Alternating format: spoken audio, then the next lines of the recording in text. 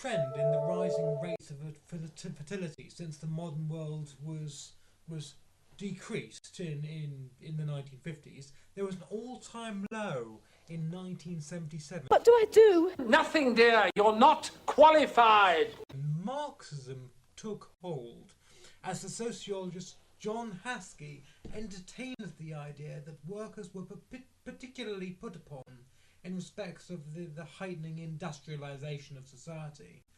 Now, on the other side of the scale, there was the increasing cohabitation between families comprised of children and grandparents and couples who had remarried. It's the woman I married in Vegas! A multi-family of this sort made up of 3% in 1961, but it declined due to the privatisation of housing by 1994. In a time when England's economy is giving so much to people coming into this country, Rupert Lowe MP said that 726 million was spent on refugee households claiming universal credits in 2023. Though by contrast, President Zelensky says 100 billion given by the US government was a grant and not a loan.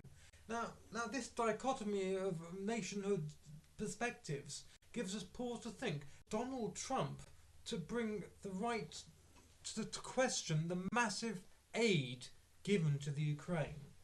All of the things boil down to a statement that Victor Hugo once made.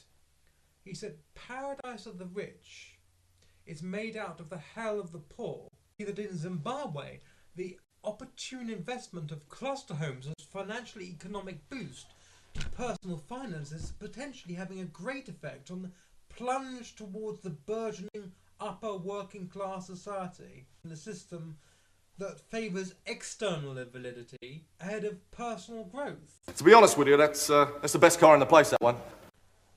Well, a recent study in Kenya revealed that entrepreneurship is harder to foster in such culturally different structures as you might like. Collectivist societies in Africa have problems taking aboard the intricacies of the banking systems and the repayment of loans because of the obligation to their cultural norms. Now you might see this as being particularly phobic. Not so in Zim, though, it seems. The political and cultural climate is ripe for affluence and discrimination, misery and disappointment. That's what life tends to be. While the affluent plunge their tainted wealth into new homes and projects of that kind. All this leaving the expectations of a new world behind in the rear-view mirror altogether with the less fortunate family units. It's ironic that a contributing factor to all of this is that the Dutch have recently cut their foreign aid to Zimbabwe, who started the problems in the first place. Clearly, the copper mines of Zambia that are doing so well are only down to be ripened by a select few. But the tobacco industry in Zimbabwe seems to be doing so well of late that it's beginning to look like it's forging new opportunity insofar as the redevelopment scenario is concerned. All of this, however, here in England, postmodernism has taken such a hold to an absurd extent that social media now predominates the expectations of the family unit that exists today. Fertility is no longer an issue in its concern towards mortality rates. I want a termination. An opinion reinforced by Patricia Morgan's statement in her article An Endangered Species that fertility decline is a myth.